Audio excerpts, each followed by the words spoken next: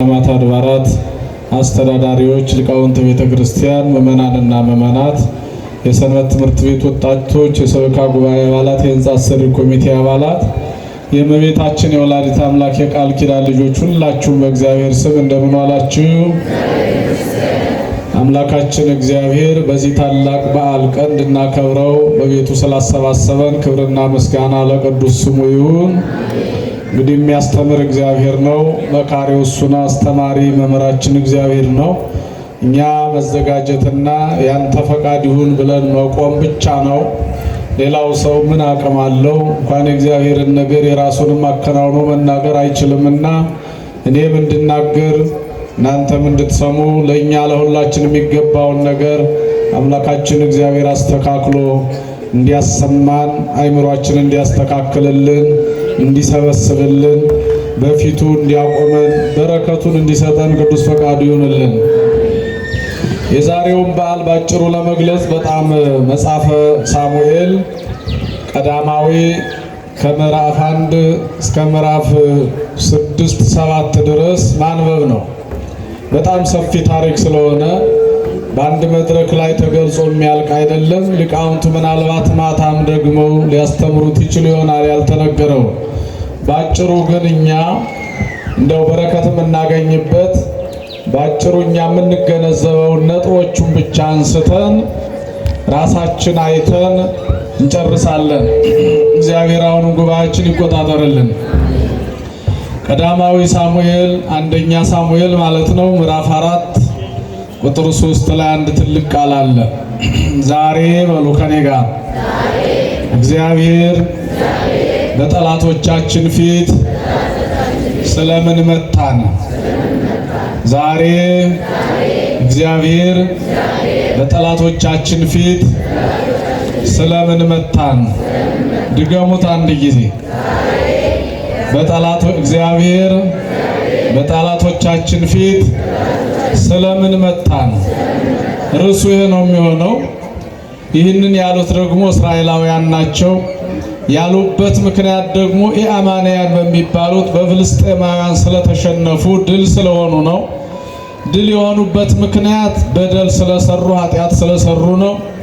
ለዚህ ሁሉ መከራ ምክንያት ደግሞ ቤተ መቅደሱን በኃላፊነት ያገለግሉ የነበሩ አፍኒን፣ ፊናስ የሚባሉ ሊቃነ ካህናት በዓመት አንድ ጊዜ ወደ ቅድስተ ቅዱሳኑ ገብተው የሚያጥኑትን ጸሎተ ዕጣን የሚያደርሱትን የሚጸልዩትን ጸሎት የሚጸልዩበትን ቤተ መቅደስ የሚያቀርቡትን መስዋዕት ስለናቁና በቤተ መቅደሱ የማይገባ ሥራ ስለሰሩ ቢመከሩም ስላልሰሙ እግዚአብሔር ስለተቀየማቸው ፍልስጤማውያንን በጠላትነት አስነሳ። ዋናው ዓላማ ይሄ ነው። እነማን ስለበደሉ ነው? እስራኤላውያን ሽማግሌዎቹም እየሰሙ ዝም ስላሉ ካህናቱም ቤተ መቅደሱን በስርዓት ባለመያዛቸው ምክንያት ነውር የሚባለውን ክፉ ኃጢአት ስለሰሩ ለሕዝቡ መጥፎ አርአያ በመሆናቸው እግዚአብሔር ተቀየመ። ይህንን ትልቅ ነገር ስለሆነ ያዙት። ትልቁ ነጥብ ይሄ ብቻ ነው። እንዴት ሰሩ? ምን ሰሩ? ዝርዝር ውስጥ ስንገባ እጅግ ብዙ ነገር ነው የሰሩ። በዋናነት ግን የእግዚአብሔርን ቁርባን ናቁት ይላል መጽሐፍ። እየሰማችሁ ነው? ምኑን ናቁት? ቁርባኑን። እሱም ብቻ ሳይሆን ቤተ መቅደሱ ውስጥ ድንኳኑ ላይ ኃጢአት ሰሩ፣ በደል ሰሩ፣ መስዋዕቱን ናቁ፣ ቁርባኑን ናቁ። ስለዚህ እግዚአብሔር ተቀየመ።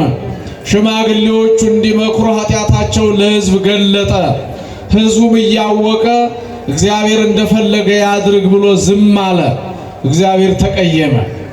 ለአባታቸውም ነገረ፣ ልጆች ኃጢአት እየሰሩ ነው። አንተ 40 ዓመት እስራኤላውያንን መርተሃቸዋል። ጥሩ ነው። አሁን ግን ልጆች ባንተ መንገድ እየሄዱ አይደለምና ምከራቸው ብሎ እግዚአብሔር ነገረው።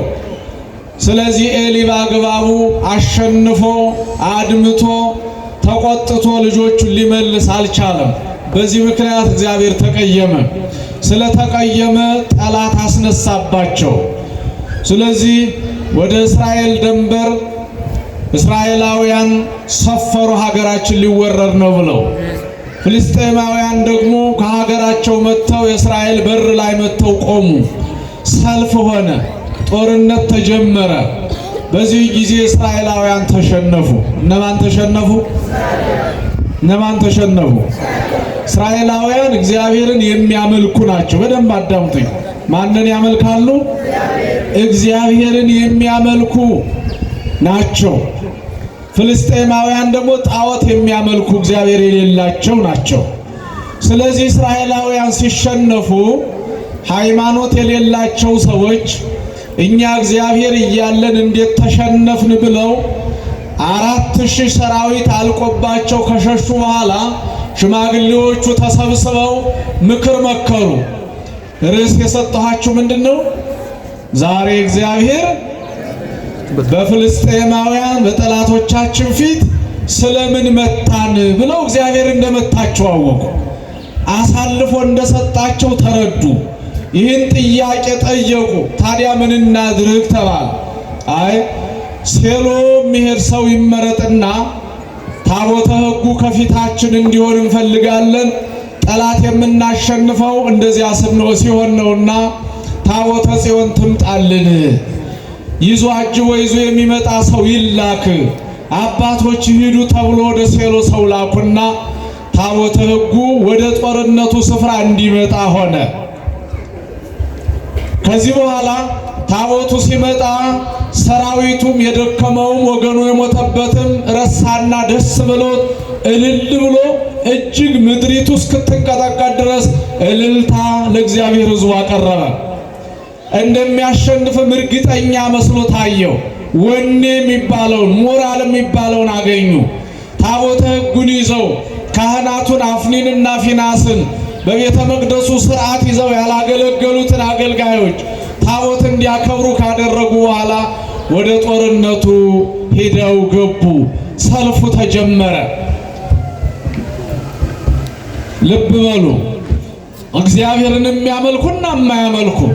አሁን ደግሞ እንዲያውም ታቦተ ሕጉና ካህናቱ ተጨምረው ከነዚህ ከማያምኑ ሰዎች ጋር ሰልፍ ጀመሩ። እግዚአብሔር አሳልፎ ሰጣቸው። ለነማን? ሃይማኖት ለሌላቸው ሰዎች፣ እግዚአብሔርን ስሙን ለማይጠሩ ሰዎች፣ እግዚአብሔርን ለማይሰግዱለት ለማይንበረከኩለት ሰዎች አሳልፎ ሰጣቸው። ጌታችን ኢየሱስ ክርስቶስ በወንጌል ሲያስተምር ለማይረባ አእምሮ አሳልፎ ሰጣቸው ብሎ እንደተናገረ ለማይጠቅም ሃይማኖት ለሌለው ሕዝብ የእግዚአብሔርን ሕዝብ ታቦቱንም ጭምር ካህናቱንም ጭምር አሳልፎ እግዚአብሔር ሰጠ። ስለዚህ ፍልስጤማውያን 4000 ሕዝብ ሞተብን ብለው ሲጨነቁ 30,000 ሕዝብ በዚያ ዘመን አለቀባቸው። ባዷቸውን ቀሩ። ታቦቱን ጥለው ካህናቱ እዛው በጦር ወደቁ፣ ሞቱ ካህናቱ። ታቦቱን ይዘው አዛጦን ወደሚባል ወደ ፍልስጤም ግዛት እየተደሰቱ የአሸናፊነት የድል አድራጊነት ዝማሬ እየዘመሩ ፍልስጤማውያን በደስታ ወደ ሀገራቸው ተመለሱ። እስራኤላውያን ተሸማቀቁ፣ ካህናቱም ሞቱ፣ ታቦተ ሕጉም ተማረከ። ጦርነቱ በዚህ ተደመደመ። ዋናው ነጥብ ይሄ ነው። ሰምታችሁኛል በደንብ? ትልቁ የዛሬው ታሪክ በጥቅል ሲነገር ይሄ ነው። በዚህ ታሪክ ውስጥ ግን የሚገርመው ነገር ታዲያ ለምንድን ነው እግዚአብሔር ስሙን የሚጠሩት ሰዎች የሚዘምሩ ሰዎች ታቦቱን ሳይ እንኳን እልል ያለ ሕዝብ በጦርነት ያለቀው ለምንድን ነው ብሎ ነው መጠየቅ። ከኛ ጋር ስለሚገናኝ ነው። የነሱ አምላክ የኛ አምላክ ነው። የኛ አባታችን ፈጣሪያችን እሱ ነው። ስለዚህ ምናልባት የተቀየመንን የበደልነውን በደል እንድናስብ ከዚህ ታሪክ የተሻለ እኛን ሊያስተምር የሚችል ታሪክ በምንም አይነት የለም። ለካ የሚቀድም አለ። ከልልታችን በፊት፣ ከዝማሪያችን በፊት፣ ከመስገዳችን በፊት፣ ለታቦት ከመንበርከካችን በፊት የሚቀድም ነገር አለ። እግዚአብሔር የሚፈልገው ያለዚያ አይሰማም። እግዚአብሔር መድኃኔዓለም አያዳምጥም። ከእልልታ በፊት እልል የሚለውን አካል እንዲቀደስ እግዚአብሔር ይፈልጋል። ከመስገዳችን በፊት ጉልበታችን በንስሐ እንዲመረከክ እግዚአብሔር ይፈልጋል። ቤተ መቅደስ የሚያገለግሉ ካህናት ወደ ቤተ መቅደስ ገብተው ከማገልገላቸው በፊት እግዚአብሔርን በፍርሃት ተቸግረው አደግድገው በይቅርታ በንስሐ ሊያገለግሉ ይገባል። ይህን ካደረገን እግዚአብሔር ጸሎታችን ይሰማል። እንዲህ ከሆነ እልልታችን በረከት አለው፣ ስብስባችን ሁሉ ዋጋ አለው። ያለዚያ ግን እስራኤላውያን እንደሰማችሁ ታሪካቸውም ሰፊ ነው። በታቦተ ጽዮን በጣም ይመካሉ። እኛ ልዩ የእግዚአብሔር ፍጥረቶች ነን ብለው ያምናሉ።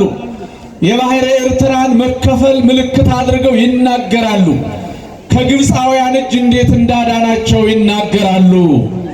11 ታምራት አድርጎ ጠላታችን አስጨንቆ የአባቶቻችን አምላክ ነፃ አወጣን ብለው ይመካሉ። ሌላውን እጅ አይጨብጡ ምርኩስ ነው ብለው ይጸየፋሉ። የተቀደሱ እንደሆኑ ራሳቸውን አምነው ለእግዚአብሔር ንጹሕ ነን ብለው ይናገራሉ። ግን በግብራቸው ንጹሕ አልሆኑ። ሊሰግዱለት ሊመረከኩለት በንጽህና በእምነት በእውነት ሊገዙ አልቻሉ። አሁንም የኢትዮጵያ ሕዝብ የገጠመው አትጠራጠሩ ይሄ ብቻ ነው። ሌላ ምንም ጉድለት የለብንም። እናንተም ትዘምራላችሁ፣ እልል ትላላችሁ። እነዚያ በድንኳን ውስጥ አመንዝረው ነበረ። ወጣቶቹ ትልቅ ኃጢአት ሰርተው ነበር ይላል። ጎበዛዝት ነው የሚላቸው በመጽሐፍ ቅዱስ አንብቡ። በጣም ትልቅ ኃጢአት ካህናቱን ሲባልጉ መጥፎ ሥራ ሲሰሩ ስላዩ ወጣቱ በደለኛ ሆኖ ነበር። ኃጢአቱ ሰፍቶ ነበር። ስለዚህ እግዚአብሔር በጣም ተቀየመ። እኔ እነሱን እያዳንኳቸው እየጠበቅኳቸው እየመገብኳቸው እየመራኋቸው አባት እየሆንኳቸው ከጠላት እየከለልኩላቸው በሰባት ደመና ጋርጄ ከግብፅ ያመጣኋቸው የኔ የተመረጡ የበኩር ልጅ ያልኳቸው ይህን ያህል እኔን ከራቁኝ እንግዲህ እናንተ ስትርቁን የምርቃለሁ አለና ዝም አለ። አዎ ያረምም ከመዘይ ይሰምዕ ሊቁ እንደተናገረው እግዚአብሔር እንደማይሰማ ዝም ይላል። ስለዚህ ለጦርነት ለማያምኑ ሰዎች አሳልፎ ሰጣቸው። የተወደዳችሁ የተከበራችሁ የእግዚአብሔር ልጆች በዘመናችን አጋንንት ሰልጥነውብናል፣ አሸንፈውናል፣ ድልም አድርገውናል። የቀረን ጥቂት ነው። በዚህ ዘመን በከተማው የማይሰራ ኃጢአት የለም። በዚያ ዘመን ከተሰራው ምናልባት እጥፍ ተብሎ ይህን ያህል ፐርሰንት ሊባል ይችል ይሆናል እንጂ የሚያንስ ነገር የለም። በህሊናው በሰውነቱ በፈቃዱ ያልተሸነፈ ድል ያልሆነ ክርስቲያን የለም። ሁሉም ታማኝ አልሆነም፣ ግን እግዚአብሔርን ይወዳል። ቤተ ክርስቲያን መምጣት ይፈልጋል። በዝማሬ ያምናል፣ በእልልታ ያምናል፣ በታቦት ያምናል። ግን ንጽህና የለውም፣ ቅድስና የለውም። እግዚአብሔርን በሥርዓቱ መጥቶ አያመልከውም። ማንነቱን ገልጦ አይናገርም። ገመናውን የሸፈንለት እግዚአብሔር ሁል ጊዜ እንደሚሸፍንለት አምኖ የሚመላለስ ሕዝብ ነው አሁን ያለው። ይሄ እስከ መቼ ድረስ ይቀጥል ይመስላችኋል? አንድ ቀን አሸናፊ ይልካል እግዚአብሔር። አንድ ቀን ጠራርጎ የሚያጠፋንን ይልካል። የእሱ ሰራዊቱ ብዙ ነው እንደምታውቁት። የግብፅ ንጉሥና ሰራዊቱ ሲተብቱበት የእግዚአብሔርን ቃል አልሰማ ሲሉ ሲንቁት እግዚአብሔርን አንለቅም፣ ሕዝቡን አንለቅም፣ እግዚአብሔርን አናውቅም ሲሉ እግዚአብሔር ያሸነፋቸው ሰራዊት አድርጎ በዝንብ ነው፣ በእንቁራሪት ነው፣ በትንሽ ነገር ያሸንፋል እግዚአብሔር። ውሃውን በመለወጥ ትቢያውን በመለወጥ ሕዝቡን በቸነፈር በረሃብ ጨለማውን በማግዘፍ ሕዝቡን አሸንፎታል እግዚአብሔር። ንጉሡም ተንበርክኳል። የእግዚአብሔር ሰራዊት እኛ በምናስበው ልክ አይደለም። ስለዚህ ብዙ ነው፣ ይሄ ነው አንለውም። እግዚአብሔር ሲጣላ በትር አይቆርጥም ይባላል እንዴ? ታዲያ እንደዚያ ነው መሰል። እርስ በራሳችን አልስማማ፣ አልከባበር፣ አንዋደድ፣ አንግባባ፣ አንድ አንሆን ምን የቀረን ነገር አለ ታዲያ? ኃጢአቱስ ቢሆን በከተማው የሚሰራውን ታውቁት የለ? ሰዶምና ገሞራ የጠፉበት ኃጢአት ከተማው ውስጥ አለ። በኖህ ዘመን ምድር እንድትጠፋ በንፍር ውሃ የተሰራው ያደረገው ክፉ ኃጢአት አሁንም በከተማው አለ። ሕዝቡ አመንዝራ ሆኗል። ሕዝቡ ከእግዚአብሔር ሸሽቷል። አስራት በኩራቱን የሚደብቅ ሕዝብ ነው። በሰውነቱ በደል የሚሰራ ሕዝብ ነው። ከነዚህ እስራኤላውያን ኃጢአት መቼኛ በለጠ? በጽድቅ መች ከፋልን? በስርዓት ብቻ ነው የምንመላለሰው። ስርዓት ብቻውን አያጸድቅም። አለባበስ ብቻውን አያጸድቅም። እልልታ ብቻውን አያጸድቅም። አገልግሎት ከንጽህና ጋር ነው። ስርዓት ከሃይማኖት ጋር ነው። እስራኤላውያን የጎደላቸው ይህ ነው። እግዚአብሔር ሽማግሌዎቹ ሲለምኑት አልሰማም። ካህናቱ ታቦት ይዘው ሲወጡ እግዚአብሔር አልሰማም።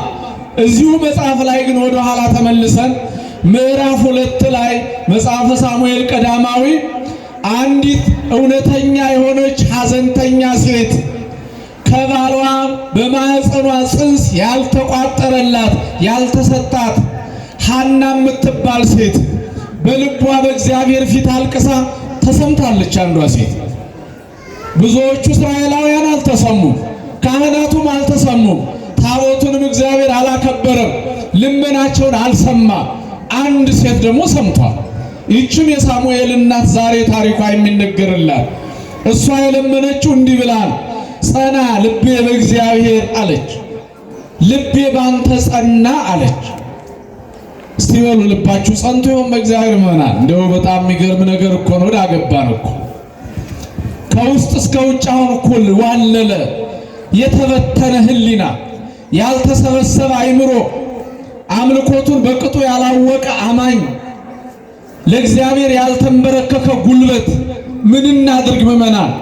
ምክክር ያስፈልጋል። እስራኤላውያን ለጥፋትም ቢሆን እንኳን ተመካክረዋል። ሽማግሌዎቹ ሰብሰብ ብለው ዛሬ እግዚአብሔር በጠላቶቻችን ፊት መጥቶናል፣ የእሱ እጅ አለበት፣ ምን እናድርግ? ታቦተ ጽዮንን ቢያንስ እናምጣሉ። ግን የሚቀድመው ምን ነበር? ንስሐ እንግባ፣ ይቅርታ እንጠይቀው፣ መስዋዕት እናቅርብ፣ በድለነዋል፣ በፊቱ እንንበርከክ፣ በእግዚአብሔር ፊት እንውደቅ፣ ስለበደልነው እግዚአብሔር አሳልፎ ሰጥቶናል ቢሉ 30 ሺህ ሕዝብ ያድኑ ነበር። ታቦቱንም ያድኑት ነበር። ካህናቱም አይሞቱም ነበር። ካህናቱም ቀድመው በሕዝቡ ፊት አልበደልንም በድለናል ቢሉ ኑሮ እግዚአብሔር ይሰማቸው ነበር። የተሰበረ ልብ እግዚአብሔር ይወዳል። የተሰበረ ሕሊና ፈጣሪ ይወዳል። ስለዚህ ዝም ብለው በደፈናው እስከ በደላቸው ግን በእግዚአብሔር ተመኩ። አንዳንድ ኢትዮጵያውያን አሉ። ኢትዮጵያውያን የእግዚአብሔር የአስራት ሀገር ናት። አዎ ነበረች። ዛሬስ የእሱ ቃል ኪዳን የሚጠፋው በእኛ አለማመን ነው። በእኛ በእውነት አለመከተል ነው። ለእስራኤላውያን እግዚአብሔር ቃል ገብቶ የለ፣ ለአብርሃም ለይስሐቅ ቃል ገብቶ የለ፣ ለያዕቆብ ቃል ገብቶ የለ፣ ለእነ ሙሴ ቃል ገብቶ የለ። ቃል ያልገባበት ጊዜ መቼ አለ? ለምን የእነሱ ልጆች ጠፉ ብላችሁ አስቡ ምዕመናን። ስለዚህ ኢትዮጵያ ኃጢአት ከሰራ ለምን አትጠፋ? ከእግዚአብሔር ውጭ ናት እንደይች ሀገር። ይህ ሕዝብ እግዚአብሔር ላይ እያመፀ ዝም ብሎ እግዚአብሔር የሚኖር ይመስላችኋል? አይሆንም። ስለዚህ እግዚአብሔር እጁን ያነሳል። በበጎ እንዲያነሳ እንንበርከክ፣ ይቅርታ እንጠይቅ። እግዚአብሔር ግን ሕዝቡንም አይረሳም፣ ቃል ኪዳኑንም አይተውም። ታቦተ ጽዮን በማያምኑ ሰዎች ሀገር ሄደች። የማያምኑትም ደስ አላቸው። ለካ እስራኤላውያን አምላክ የሚሉት ይህንን ነው ብለው ሙሴ የቀረጸውን ስሙን ያስቀመጠበትን ታቦተ ሕግ ፍልስጤማውያን ናቁና የጣዖቱ መቀመጫ የሆነው አዛጦን በሚባል ከተማ መኖሪያቸው ውስጥ ዳጎን የሚባለው ጣዖት ጋብረው አስቀመጡ። ጧት ሲመጡ ግን ጣዖት ለብቻው ጣዖቱ ወድቆ አገኘው። እንዴ ማን ጣለው? የምናመልከው አምላካችን ወድቋል አሉ። መልሰው ሸፋፍነው አስቀመጡት። በማግስቱ ሲመጡ ደግሞ ታቦተ ጽዮን በክብር ተቀምጣለች። ዳጎን እያንዳንዱ የሰው ቅርጽ ነው ያለው፣ በእጃቸው የተሰራ ነው። ሰውነት ክፍሉ በሙሉ ተበታትኖ ደቆ ተሰባብሮ አመድ ሆኖ አገኙት።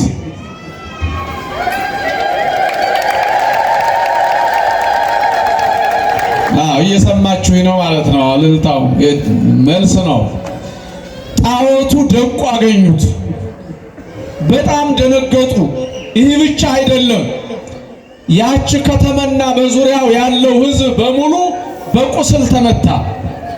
ሁሉ ሰውነቱን ያካል ሰው ሁሉ ሰውነቱ በሙሉ አበጠ።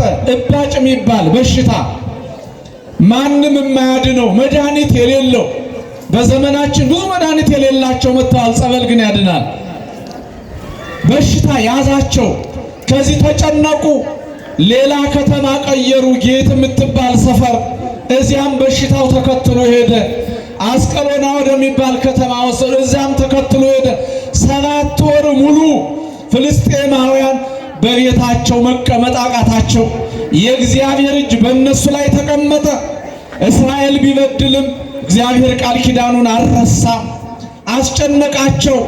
ጥበበኞች ናቸው አሕዛብ ተሰብስበው መከሩና ምን እናድርግ? ታቦቱን ወደ አገሩ እንመልስ፣ ወደ እስራኤል እንመልስ። ስንመልስ እንዴት አድርገን? የእጅ መንሻ ሰጥተን በሀገራችን ከተማ ልክ 5 ትልልቅ ዞኖች አሉ። በእነዚህ በከተማዎቹ ልክ ወርቅ ሰርተው በምድሪቱ ላይ አይጥ ፈልቶባቸው የሚበሉትን፣ የሚጠጡትን፣ የሚረግጡትን ሁሉ አውሬ ከቦት ነበርና ያንን የመጣውን አይጥ የሚመስል ወርቅ እያሰሩ እባጩን የሚመስል ወርቅ እያሰሩ በትልቅ ሳጥን ሞልተው በሁለት በላሞች አድርገው ጥበበኞቻቸው ሽማግሌዎቻቸው በነገሯቸው ልክ ጊደሮችን አምጥተው በቀንበር አድርገው እንደ በሬ ማለት ነው ጠምደው ከኋላው ታቦተ ሕጉን አድርገው ስጦታውን ወርቅ አድርገው ወደ እስራኤል እንዲሄዱ መንገዱን ለቀቋቸው። እግዚአብሔር እየመራ ከሰዎቹ የተሻሉ ከብቶች ተገኝተው 2 ላሞች ከካህናቱ የተሻሉ ላሞች ተገኝተው 2 ላሞች ታቦቱን አክብረው ወደ እስራኤል ገቡ። አይገርምም? የእግዚአብሔር ሥራ ይገርም። ከአፍኒን ከፊናስ የተሻሉ ጊደሮች ላሞች ናቸው። እስራኤል ይዘው ገቡ ታቦቱን። ታሪኩ ባጭሩ ይህንን ነው የሚመስለው። ከዚያ በኋላም ታቦተ ጽዮን ብዙ ታሪክ እየሰራች ኖራለች። በሀገራችን አለች። እግዚአብሔር የተመሰገነ ይሁን። ዛሬ በአክሱም ትከበራለች። ግን ምዕመናን ታሪክ አለኝ ማለት ብቻ ጽድቅ ስለማይሆን ለታሪካችን ታማኝ ለሃይማኖታችን ተገዥ ካልሆን በስተቀር የኛ የሆነው ሁሉ ሌላ ሰው እጅ ይገባል። ዝም ብሎ በማይጠቅም ታሪክ ብቻ በወሬ የሚሆን ነገር የለም። እስራኤላውያን ያጡትን ብቻ ልንገራችሁ። ያጡትን ቤተ መቅደሱ ታቦት ስለሌለ አጥተውታል። ድንኳን ነበር ተነቀለ። አንድ ምን አጡ? ምን አጡ? ቤተ መቅደስ። ሁለተኛ ካህናትን አጡ። ምን አጡ? ካህናትን አጡ። ሶስተኛ ህዝቡን አጡ። ህዝብ አጡ። አራተኛ የሀገር ሽማግሌ የ98 ዓመት 40 ዓመት ህዝቡን አገልግሎ የነበረ ኤሊ የሚባል ሰው ከርግማኑ ጋር ከወንበሩ ወድቆ አንገቱ ተሰብሮ ሞቷል። ሲሞት መሞት ብቻ አይደለም፣ ከዚህ በኋላ በአንተ ዘር ሽማግሌ አይገኝብህ ተብሎ ተረግሞ ነው የሞተው። ሽማግሌ ማጣች አገሪቱ። ትልቅ ሰው ያስፈልጋል ምዕመናን። ትልቅ ሰው አጡ። ከዚያ በኋላ አገር ለመሆን ያዩትን መከራ እንኳን ዛሬ ወርና 2 ወር ዝም ብለን እያንዳንዱ አጥንተን የሚያልቅ አይደለም። ብዙ መከራ። እንዴት ይመለሱ? እንዴት ወደ ቀደመ ክብራቸው ይምጡ? የነበራቸው እንዴት ያገኙ? መከራ ነው ያዩት። ከዚያ በኋላ እግዚአብሔር ለቤተ መቅደስ የሚሆን አንድ ልጅ ከሐና የተጸነሰውን ሳሙኤልን አስነሳ። እሱን አሳድጎ ንጹሕ ካህን አድርጎ ሕዝብ እንደገና አዘጋጅቶ ሌላ ጊዜ ሌላ ሕዝብ ተነሳ። በዘመኑ የነበሩ እስራኤላውያን ግን እንባቸው ሳይታበስ ክብራቸውንም አጥተው ሽማግሌ አጥተው ቤተ መቅደስም ተዘግቶ ካህናትም ጠፍተው ምን ቀረላቸው ታዲያ? ምን ቀረላቸው? ምንም። ዛሬ እግዚአብሔር በጠላቶቻችን ፊት ስለምን መታን ብላችሁ እስቲ ጠይቁ። በየቤታችሁ ለምን ሰላም አጣን? ለምን በረከት አጣን? ለምንድነው ጤንነት ያጣን? ለምንድነው አንድነት መግባባት ያጣ ነው ብላችሁ ጠይቁ። እግዚአብሔር ስለመታን ነው። በቃ ፍቅሩ ስለሌለን። የእግዚአብሔር ሕግ በሁለት ነገር ይጠቀለላል። እየሰማችሁ ነው? በስንት ነገር? በሁለት ነገር። የመጀመሪያው እግዚአብሔር አምላክህን ይላል። ሙሴ ነው የጻፈው፣ እግዚአብሔር ነግሮት ማለት ነው። አምላክህ እግዚአብሔርን በፍጹም ልብህ፣ በፍጹም ልብህ፣ በፍጹም ነፍስህ፣ በፍጹም ኃይልህና በፍጹም ሐሳብህ። ሰው ከዚህ አይወጣም ከአራት ነገር። በነፍስህም፣ በሐሳብህም፣ በልብህም፣ በኃይልህም ፍጹም እግዚአብሔርን ውደድ ነው። ሰው በሐሳቡ እግዚአብሔርን ከወደደ ኃጢአት ይሰራል? ይሰራል ወይ? አይሰራም። በልቡ እግዚአብሔርን የሚወድ ከሆነ እጁ ይሰርቃል፣ ዓይኑ ክፉ ያደርጋል፣ እግሩስ ወዳልሆነ ቦታ ይሄዳል። እንዴት ይሆናል? አይሄድም። ስለዚህ እግዚአብሔርን እንዴት መውደድ እንዳለብህ በምንና በምን? በአራት ነገር። በፍጹም ልብህ፣ በፍጹም ነፍስህ፣ በፍጹም ኃይልህ፣ በፍጹም ሐሳብህ እግዚአብሔር አምላክህን ውደድ። የመጨረሻው ደግሞ መጠቅለያው አንደኛው ባልንጀራህን እንደ ራስህ አድርገው ውደድ ነው። እንደዚህ ሲሆን እግዚአብሔር ከኛ ጋራ ነው። አይተነዋል እግዚአብሔርን። ኤልያስ አንድ ልመና ለመነ። አንተ እግዚአብሔር ይህ ሕዝብ አንተን ስላልሰማ ይህ ሰማይ ዝናብ እንዳይሰጥ ዘግቻለሁ በእኔ ስልጣን አለው። እሺ አለ እግዚአብሔር። ሰማው። በቃ ሙሴ በትሩን አነሳ። ይህም ባሕር ክፈለው አለ። ከፈለ እግዚአብሔር። ኢያሱ ተነሳ። አረ ገና እየሄድኩ ስራዬን አልፈጸምኩም፣ ፀሐይ አትንቀሳቀስ ባለችበት ትቁም አለ። ፀሐይ ቆመች። ለሰው ያልሰጠው ጸጋ፣ እሺ ያላለው ነገር፣ ከኛ የደበቀው ነገር የለም። ሰው ግን ተቀርቶ የማያልቅ ሐይቅ፣ ተነቦ የማያልቅ እጅግ ብዙ መጽሐፍ፣ ተራምደነው የማንጨርሰው የዓለም ጫፍ የራቀ ከባድ የሆነ ፍጥረት ሰው ነው።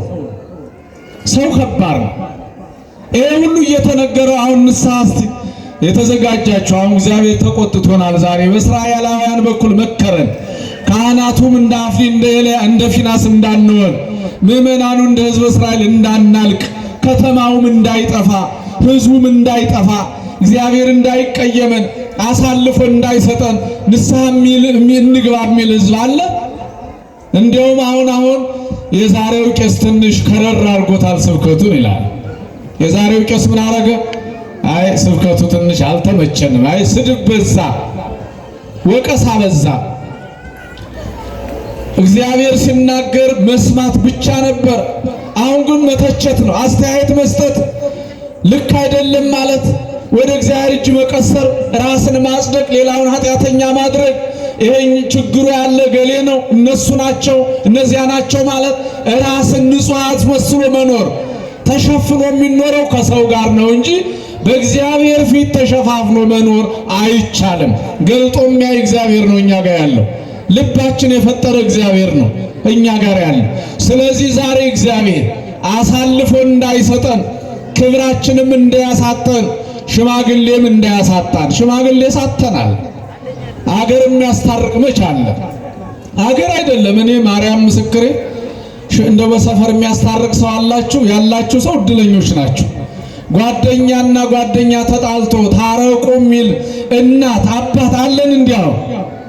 እንዲያውም የሚያባብስ እረዚያ ይገሉሻል፣ ያጠፉሻል፣ መርዝ ይጨምሩልሃል የሚል ህዝብ እንኳን አልቅሶ የሚያስታርቅ ሆን ብሎ የሚያጣላ የሚያለያይ ህዝብ። የምንለያይበት ምክንያታችን መብዛቱ፣ በተራራው፣ በወንዙ፣ በቋንቋው፣ በኑሮ፣ በምኑ በሆነው ነገር ሁሉ መለያየት። ለክርስቶስ ክርስቲያን የተባልነው ሁላችንም አካሉ ነን፣ የእግዚአብሔር አካል። እንኳን እኛ እዚህ ጋር ብዙ ሲሚንቶ አይደል የተጣበቀው እዚህ ቆመው ብረት ላይ ብዙ ሲሚንቶ ብዙ ውሃ ነው አብሮ የደረቀው ተጣብቆ አንድ ቤተ መቅደስ እየሆነ ነው። ክርስቲያን በሙሉ አንድ የክርስቶስ አካል ናችሁ ተብሎ በማቴዎስ ወንጌል ምዕራፍ 16 ተጽፏል። ሁላችን የማን አካል ነን? የክርስቶስ አካል። ስለዚህ እግዚአብሔር አሳልፎ እንዳይሰጠን ከእስራኤላውያን ታሪክ ራሳችን አይተን ለበደላችን ይቅርታ ጠይቀን መቅሰፍት ሲመጣ ራሳችን ዝቅ አድርገን ግንባራችን መሬት አስነክተን ሰግደን በንስሐ ካልታጠብን በቀር መጥፋታችን ነው። ምእመናን የምናየውን ሁሉ እናጣለን፣ የነበረንን ሁሉ እናጣለን፣ ታሪካችን ሁሉ ይጠፋል። ሃይማኖት የሌላቸው ሰዎች በእኛ ላይ ትልቅ አቅም ይኖራቸዋል። ይሄ እውነት ነው ምእመናን። ስለዚህ እባካችሁ ወላዲተ አምላክ ይቅርታ እንድታሰጥ ኃጢአታችን እንዲታጠብ ለንስሐ እስቲ ተዘጋጁ ምእመናን። ምንድነው ያደነቆረን ያደነዘዘን አዚም ያደረገብን እንዳንመለስ ለኃጢአት ራሳችን ያስገዛን እሱ ማን ነው? ከእግዚአብሔር የሚበልጥ ማን አለ? ከሱ የሚያስፈራስ ማን አለ? ከሱ የከበረስ ምን አለ? ስለዚህ ታቦተ ሕጉ በራሱ ፈቃድ ወደ ቦታው ተመለሰ። በኋላ ድንኳን ሰርተውለታል፣ ምኩራብ ሰርተውለታል፣ ቤተ መቅደስ ሰርተውለታል። እግዚአብሔር በፈቀደ ደግሞ ወደኛ ሀገር መጥቷል። ስለዚህ ሁላችሁም የእግዚአብሔር ቤተ መቅደስ ናችሁ። እግዚአብሔር ሊያድር ፈቃዱ ነው። ካባረርነው ግን ይመለሳል፣ ለጠላት አሳልፎ ይሰጠናል። እስራኤላውያን ብዙ መከራ አይተዋል። ስለዚህ ሐናን የሰማ እግዚአብሔር ሳሙኤልን በቤተ መቅደሱ ቀድሶ አክብሮ ያሳደገ እግዚአብሔር ንጹሕ ካህን እንዲሆን ያደረገ እግዚአብሔር ለቤተ መቅደሱ ካህናትን ይስጥልን። ለምእመናኑ ደግሞ ንጹሕ ምእመን ንስሐ የሚገባ የሚታዘዝ ለእግዚአብሔር ቀና አገልጋይ የሆነ ሕዝብ ትውልድ እግዚአብሔር እንዲፈጥር ፈቃዱ ይሆንልን። ዛሬ በሉ እግዚአብሔር በጠላቶቻችን ፊት ለምን መታን? ንስሐ ስላልገባን፣ ይቅርታ ስላልጠየቅን፣ ስለ በደላችን ስላልተናዘዝን፣ ስላልተመለስን፣ ይቅርታ ስላልጠየቅን፣ በእግዚአብሔር ፊት መስዋዕት ስላላቀረብን፣ ስላልተመለስን ነውና ተመልሰን የእግዚአብሔርን ክብር በሕይወታችን ኑረን ስንኖርም በደስታ በክብር ስንሄድም በመላእክት ዝማሬ ታጅበን የእግዚአብሔር መንግሥት ለመውረስ እንድንችል ወላዲተ አምላክ ትርዳን። እግዚአብሔር በቸርነት ይቀበለን።